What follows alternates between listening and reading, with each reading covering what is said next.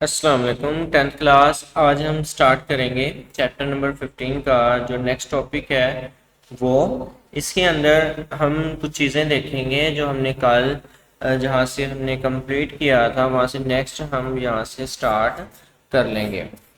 हमारा जो कल टॉपिक कंप्लीट हुआ था वो हुआ था डीएनए के स्ट्रक्चर के ऊपर। नेक्स्ट आज हमने पढ़ना है डीएनए रेप्लिकेशन। डीएनए रेप्लिकेशन को अगर आप देखें तो डीएनए रेप्लिकेट इसका भी मतलब होता है कि एक डीएनए की स्ट्रैंड है उसकी कॉपी बनाना।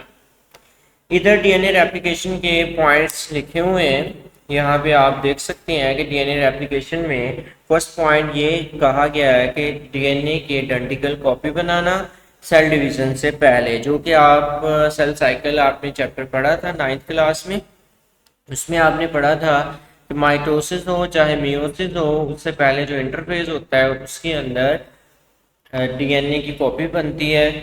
अब डीएनए की कॉपी बनती कैसी है, इसके कुछ स्टेप्स हैं। सबसे पहले तो ये वाला जो डबल स्ट्रैंड होता है, ये डबल स्ट्रैंड सबसे पहले ये अनवाइंड होता है। अनवाइंड से मुराद है कि जो कॉइलिंग की शक्ल में वो सीधा स्ट्रेट हो जाएगा।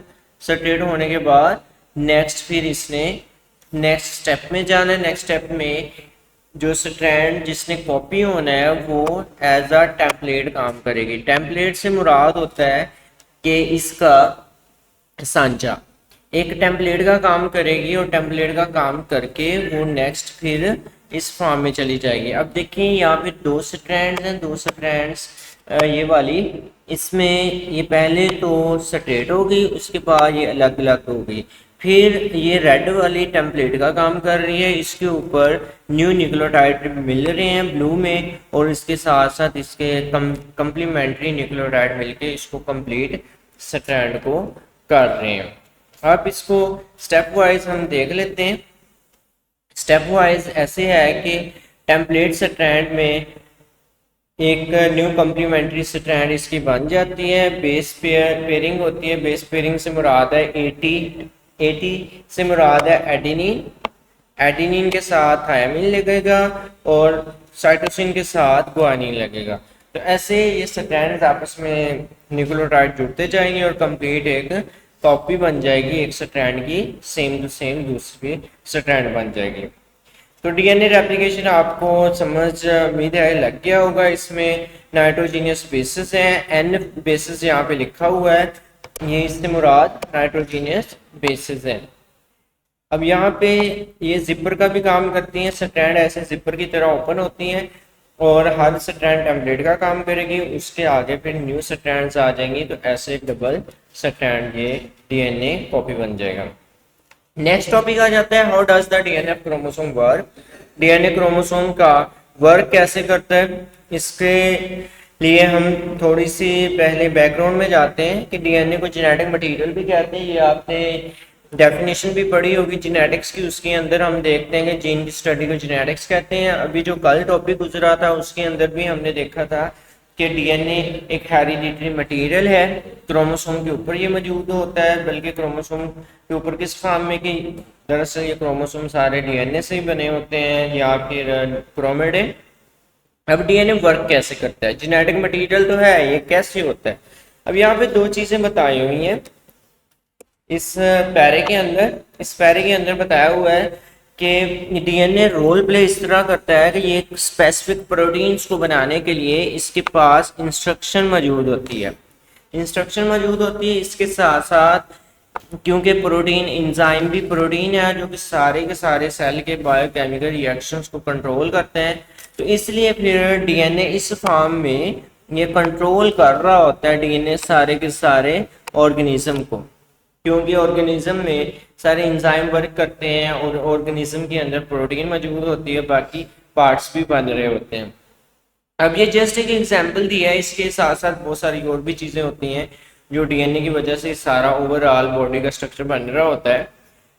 अब आगे फिर इसको एक्सप्लेन करते हैं सेंट्रल डोग्मा के साथ। सेंट्रल डोग्मा क्या चीज़ है कि डीएनए वर्क कैसे करता है। डीएनए वर्क करता है कि अगर न्यूक्लियस है, न्यूक्लियस से डीएनए मूव करके पहले बाहर आता है। आपको पता है कि एक सेल में सेंटर में न्यूक्लियस होता है, और उसकी साइडों में साइटोप्लाज्म होता है। ये वाला हिस्सा क्या होता है? साइटोप्लाज्म।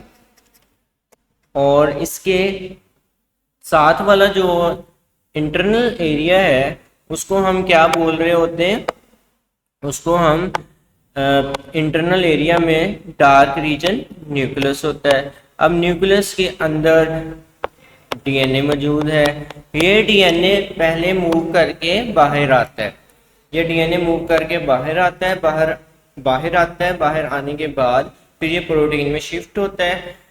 यहाँ पे आप देख सकते हैं, इस जगह पे आप के इसमें स्टेप वाइज कैसे प्रोसीजर होता है। क्रोमोसोम से एक पार्ट डीएनए का बना है, ये ब्लैक कलर में। उसके बाद ये इससे रेड कलर में ये मैसेंजर आरएनए बन गया। ब्लैक कलर में डीएनए था, डीएनए की कॉपी बनी है मैसेंजर आरएनए में। अब ये डीएनए से आरएनए बनना जो है ना, इसको हम बोलते हैं ट्रांसलेशन। क्या बोलते हैं? ट्रांसक्रिप्शन। इसको बोलते हैं ट्रांसक्रिप्शन। अब ये जो रेड कलर में मैसेंजर आरएनए ये मूव करके सेल के बाहर आ गया। सेल के बाहर से यहाँ पे अब इसके ऊपर जो भी इंफॉर्मेशन होगी वो राइबोसोम इसको इस्तेमाल करेंगे उस इंफॉर्मेशन को, और आगे फिर इसको प्रोटीन में शिफ्ट कर देंगे। उस इंफॉर्मेशन की बेस पे न्यू प्रोटीन बन जाएगी। इसी चीज को सेंट्रल डोग्मा के टॉपिक को डेफिनेशंस में भी बताया हुआ है कि ट्रांसक्रिप्शन क्या है।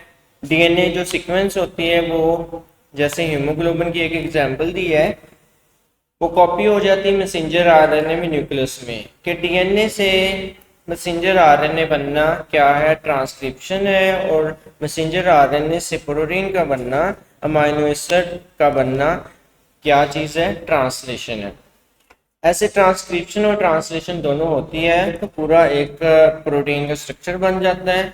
अमाइनो एसिड्स बनते हैं, वो सारे आपस में मिलते हैं और उसके बाद प्रोटीन कंप्लीट हो जाती है। ये सेंट्रल डोग्मा की पिक्चर भी यहाँ पे मौजूद है। अब यहाँ पे आप बुक पे कैसे निशान लगाएंगे? यहाँ लगाया हुआ है मैंने। ट्रांसक्रिप्शन इधर से स्टार्ट करेंगे ड्यूरिंग प्रोटीन सिंथेसिस से लेके ट्रांसक्रिप्शन तक, और ट्रांसलेशन आप स्टार्ट करेंगे द मैसेंजर आरएनए कैरी से लेके ट्रांसलेशन तक। नेक्स्ट फिर इसके आ जाते हैं कि ट्रांसलेशन और ट्रांसक्रिप्शन तो हो जाती है। अब नेक्स्ट फिर इसमें कौन सी ऐसी चीजें हैं जिसकी फॉर्म में इंफॉर्मेशन ट्रांसफर हो रही है, जो मैसेंजर आरएनए लेके आता है। तो डीएनए का पार्ट होता है जो खास इंस्ट्रक्शन रखता है, जो एक पीस होता है ना, एक पीस। हम तो पूरे एक मैसेंजर आरएनए की बात नहीं कर रहे, पूरे डीएनए की बात नहीं कर रहे, एक पीस की बात कर रहे हैं।